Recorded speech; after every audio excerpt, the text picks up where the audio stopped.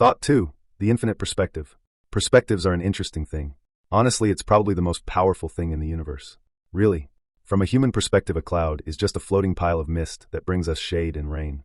But, from the cloud's perspective, it is a million-pound beast being tamed by the forces of nature to nurture the land instead of doing what it wants. Clouds don't have consciousness, but if they did, they would tell you that. If it wasn't for specific laws of physics, they would Goomba stomp the planet every time they are formed. If you look at clouds from a god's perspective, things get interesting. What is a god? Christians would tell you that God is the creator of the universe. The ancient Greeks believed gods were just beings with powers over the laws of nature, and they had greater beings with more universally innate powers. To me, a god is someone who chases infinity.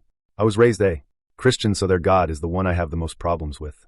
The Christian God seems infinitely powerful from a human's perspective because we are in his infinite universe. If you look at the Christian God from an infinite perspective, you will notice that his book only speaks of his infinity, but never mentions the infinity he exists in. After I noticed that, I was annoyed at the Christian God, because if he is real, that also means he did not leave us a path towards true infinity, and we can only play around in the infinity that he created. I would be fine with it if there weren't so many infinities within his infinity, but with my newfound perspective came a sense of unrest.